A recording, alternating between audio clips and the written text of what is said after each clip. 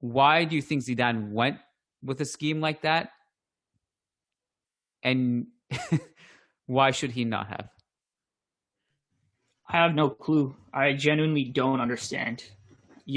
He's not going to explain why, right? Which is his prerogative. He doesn't have to explain the logic. It's just that future, right? It could help other sides out. But I really don't understand it at all, especially because my concerns offensively with it in the first leg were we have an underload versus that back five, right? If you think about, okay, if we have the two forwards, then the wide wing backs are going to step up. That's a 4 versus 5 up top. And it's just going to make things a little difficult for us, right? Like one player is really going to need to stand out to make up for that difference. The attacking structure and movement has to be really good. And we really struggled that game offensively, even though the defensive problems were the bigger issues, largely down to pressing. So when I saw that lineup beforehand, before we actually got to see what it would be like on the pitch, I was like, okay, so Zidane realized, right? This is clearly a 4-3-3. And like Matt, it took me about 8 minutes to be like, I've been trying to convince myself this is a 4-3-3. And it's not, right? It's clearly a back three. And I just genuinely don't understand why that was the case. And you had the issues again with there being an underload versus the back five again, right? Chelsea basically had the exact same formation. The difference being Havertz being in for Pulisic, but it was basically playing the same system. And I guess the difference today is it put even more onus on us to be better offensively because Chelsea weren't really pressing that much. Like there were pressing moments, there was selective pressing off goal kicks as well, but largely content to sit in kind of like a mid-high block and be like, well, just break us down.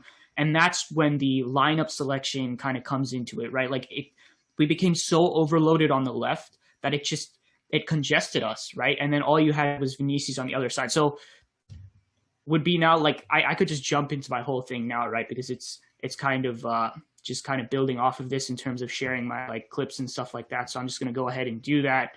Sounds good.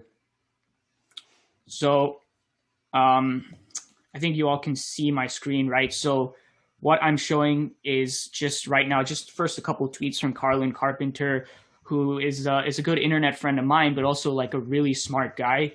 And he's a tactical analyst, essentially, the tactical advisor for StatsBomb, right, officially, and he's worked with the United States youth teams as a tactical advisor.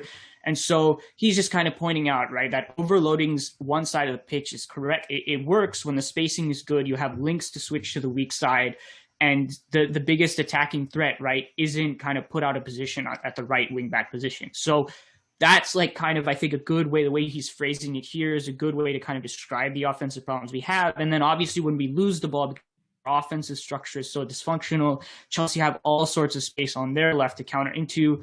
And so just quickly to kind of bring up the next tweet he kind of posted, where he posts a picture, and basically he's saying that he's just kind of illustrating what he was talking about before, right? So by the time we've switched, Vinicius is completely isolated. So Vinicius is dealing with that underload on the right-hand side all by himself, and we need the entire midfield to shuttle over to kind of provide support. And by that time, Chelsea have reorganized, and there's nothing we can do. So this is where I kind of go to the clips I had. So this is just to kind of show what our buildup was like against Chelsea's general defensive shape. So we're starting out of our back three, and when we play to our right, I'll just pause it here. You could see how Chelsea their entire mid block is oriented to kind of like congesting us on the wing, right? So they wait for that pass, and when we play to our right, Mason Mount steps up, and he's in a position where he can press Militao if he wants to. He was generally more cautious, kind of cover shadowing Modric, and so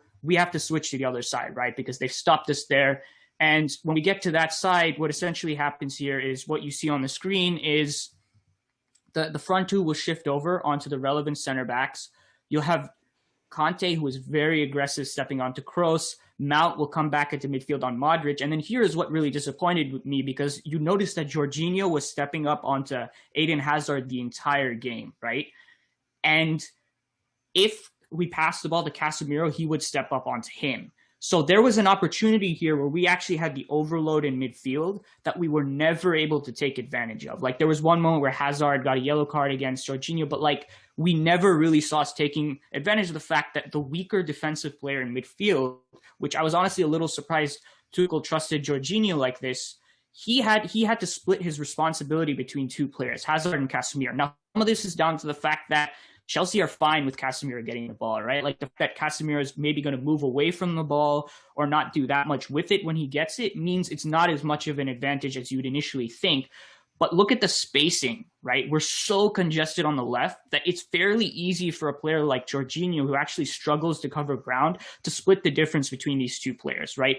And it's the spacing aspect of this entire formation and what we did with it that's really disappointing to me. So let me just go to some in-game clips here.